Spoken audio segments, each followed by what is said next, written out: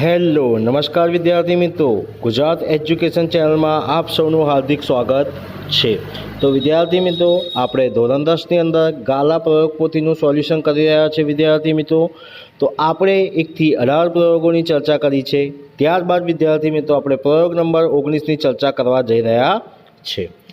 પ્રયોગ નંબર 19 જે ઓહમના નિયમ ઉપર આધારિત છે। તો વિદ્યાર્થી મિત્રો, ચાલો આપણે ચર્ચા કરીએ। પ્રયોગ નંબર 19 હેતુ છે ઓહમના નિયમની ચકાસણી કરવી। તો આપણી પાસે છે ઓહમનો નિયમ છે, એની આપણે ચકાસણી કરવાની છે। તો ઓહમના નિયમની ચકાસણી કરવા માટે આપણે જે સાધનોની જરૂર પડે છે વિદ્યાર્થી મિત્રો, સૌથી પહેલાં આપણી પાસે છે એમીટર, વોલ્ટમીટર, અવરોધ, પ્લગ, કળ અને વિદ્યુત કોષની જરૂર પડશે। ત્યારબાદ વિદ્યાર્થી મિત્રો, આપણને અહીંયા ઓહમનો નિયમ આધારિત એક સર્કિટ આપેલી છે। આ સર્કિટને આપણે પ્રયોગ પોથીની અંદર ડ્રો કરવાની છે। તો આ સર્કિટની અંદર આપણી પાસે જોવાનું છે વિદ્યાર્થી મિત્રો। તો એ સર્કિટને આપણે અહીંયા આકૃતિ દોરો ત્યાં આગળ આપણે ડ્રો કરવાની છે। તો વિદ્યાર્થી મિત્રો, ચાલો આપણે પ્રયોગ કેવી રીતે કરવાની છે એની આપણે પદ્ધતિની ચર્ચા કરીએ। તો સૌપ્રથમ આપણે પ્રયોગ પદ્ધતિની અંદર વાત કરીએ। તો પ્રયોગ પદ્ધતિની અંદર શું કીધું છે, સૌપ્રથમ એમીટર લો, વિદ્યુત કળ, વિદ્યુત કોષ, નિક્રમનો તાર અને વોલ્ટમીટરને આકૃતિમાં દર્શાવ્યા મુજબ જોડી પરિપથ તૈયાર કરો। એટલે એમીટર, વિદ્યુત કળ, વિદ્યુત કોષ, નિક્રમનો તાર અને વોલ્ટમીટરને લઈને આપણે ઉપર દર્શાવ્યા પ્રમાણે આપણે સર્કિટ ડ્રોપ બનાવવાની છે। ત્યારબાદ સૌપ્રથમ એક વિદ્યુત કોષ પરિપથમાં જોડી વિદ્યુત પરિપથ પૂર્ણ કરી વિદ્યુત પ્રવાહ માટે એમીટરનું અવલોકન કરવાનું છે। વિદ્યુત કોષનું પરિપથનું જોડાણ કરવાનું છે અને એ જોડાણની અંદર આપણે શું કરવાનું છે, એની અંદરથી આપણે વિદ્યુત પ્રવાહ પસાર કરવાનું છે અને એ વિદ્યુત પ્રવાહ પસાર કર્યા પછી ત્યારબાદ આપણે અવલોકન કરવાનું છે એ મીટરની અંદર કે આપણને કેટલું રીડિંગ મળે છે। વિદ્યુત સ્થિતિમાનના તફાવત માટે વોલ્ટમીટરનું અવલોકન નોંધવાનું છે। ભાઈ વિદ્યુત સ્થિતિમાનનો જે તફાવત છે એને નોંધવા માટે આપણે વોલ્ટમીટરનો બરાબર છે વોલ્ટમીટરનો ઉપયોગ કરવાનો છે। જ્યારે એની અંદરથી વિદ્યુત પ્રવાહ જો પસાર થાય છે એનું આપણે નોંધ કરવા માટે આપણે એ મીટરનો ઉપયોગ કરવાનો છે। આ રીતે 2 વિદ્યુત કોષો, 3 અને 4 વિદ્યુત કોષો જોડી તેનું અવલોકન નોંધવાનું છે। સૌપ્રથમ આપણે પ્રયોગને રિપીટ કરવાનું છે। સૌથી પહેલાં આપણે 2 વિદ્યુત કોષો જોડવાના છે। 2 વિદ્યુત કોષોનું રીડિંગ લયા બાદ ત્યારબાદ આપણે 3 વિદ્યુત કોષો જોડવાના છે અને 3 જોડ્યા પછી આપણે અનુક્રમે 4 વિદ્યુત કોષો આમ જોડવાના છે અને દરેકનું આપણે રીડિંગ લેવાનું છે।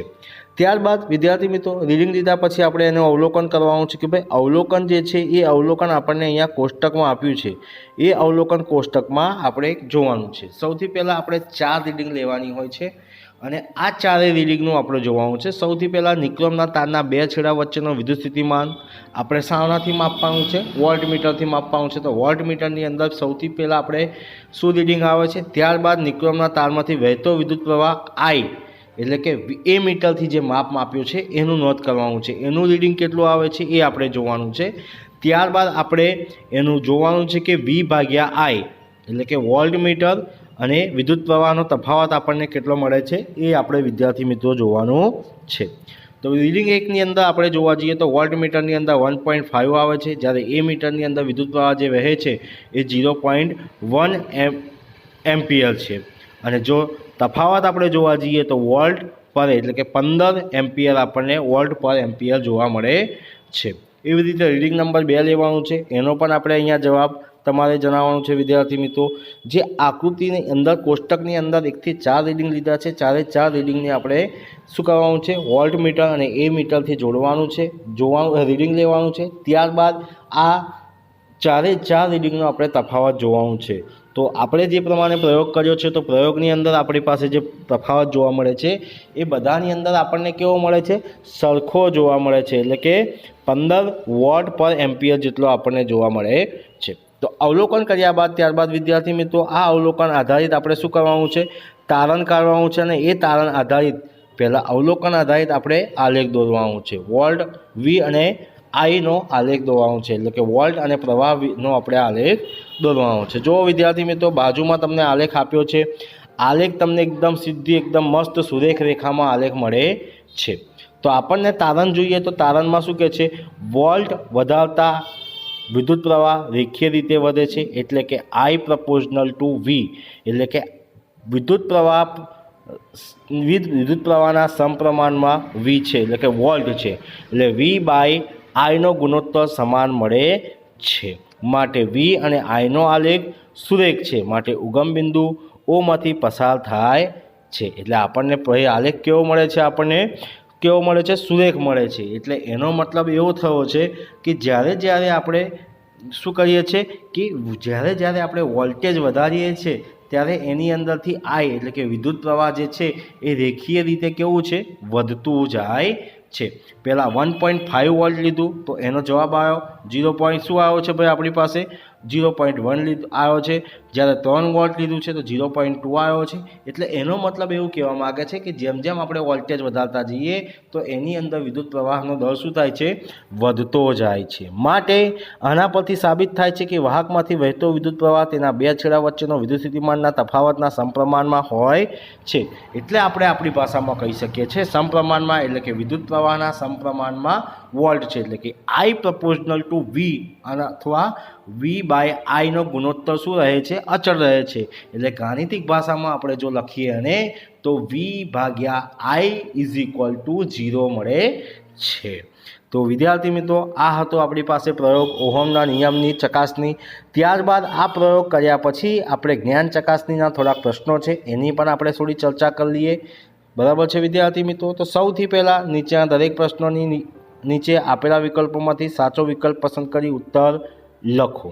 સૌથી પહેલા પ્રશ્ન છે વિદ્યુત અવરોધનો એકમ શું છે? તો ભાઈ આપણને ખબર છે વિદ્યુતનો અવરોધનો એકમ જે છે ઓહમ છે.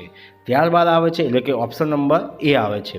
બીજો ક્વેશ્ચન છે ઓહમના નિયમ પ્રમાણે શું સાચું છે? તો ભાઈ ઓહમના નિયમ પ્રમાણે શું સાચું છે? તો આપણી પાસે ઓપ્શન આપ્યા છે એ, બી, સી અને ડી. તો એની અંદરથી આપણે ડાયરેક્ટ જવાબ, બરાબર, વિડીયો લાંબો નથી કરતા એટલે આપણે જવાબની ચર્ચા કરીએ. તો વોલ્ટેજ વધારા સાથે વિદ્યુત પ્રવાહ વધે છે. એટલે કે વોલ્ટેજ વધારીએ તો વિદ્યુત પ્રવાહનો દર પણ આપણને વધે છે, જે આપણે પ્રયોગનો હેતુ હતું એના આધારિત પ્રશ્ન છે. ત્યારબાદ ત્રીજો પ્રશ્ન છે એક વિદ્યુત તારનો અવરોધ 10 ઓહમ છે, તેની સાથે 1.5 વોલ્ટની બેટરી જોડતા તારમાંથી વહેતો વિદ્યુત પ્રવાહ કેટલો હશે?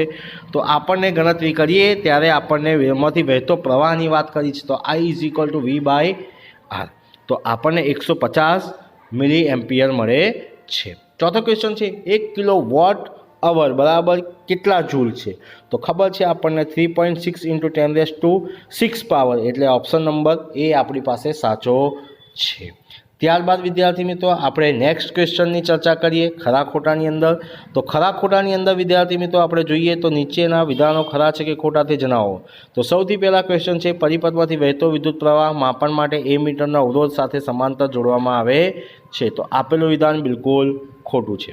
ક્વેશ્ચન નંબર 2 છે એ મીટર વડે વિદ્યુતભાર માપી શકાય છે. તો આપેલું વિધાન બિલકુલ ખોટું છે. ત્યારબાદ ક્વેશ્ચન નંબર 3 છે વિદ્યુત ઇસ્ત્રીમાં નિક્રોમના તારનો ઉપયોગ થાય છે. તો બિલકુલ આપેલું વિધાન બિલકુલ સાચું છે, કેમ કે વિદ્યુત ઇસ્ત્રી જે છે એની અંદર આપણે વિદ્યુત પ્રવાહનો દર જોવાનો છે, એટલા માટે એની અંદર નિક્રોમના તારનો ઉપયોગ કરવામાં આવે છે. ત્યારબાદ થર્ડ ક્વેશ્ચન છે ઓહમનો નિયમ લખો. જે આપણે પ્રયોગનો હેતુ છે એનો જ આપણે નિયમ લખવાનો છે. તો અચળ તાપમાન મીન્સ કે તાપમાનનો જથ્થો કેવો હોવો જોઈએ? અચળ, એકદમ અચળ રહેવો જોઈએ. અચળ તાપમાને વાહક તારમાંથી પસાર થતો વિદ્યુત પ્રવાહ તે વાહકના તારના બે છેડા વચ્ચે વિદ્યુત સ્થિતિમાનના તફાવતના સમપ્રમાણમાં હોય છે. એટલે કે વી પ્રપોર્શનલ ટુ આપણને આઈ મળે છે.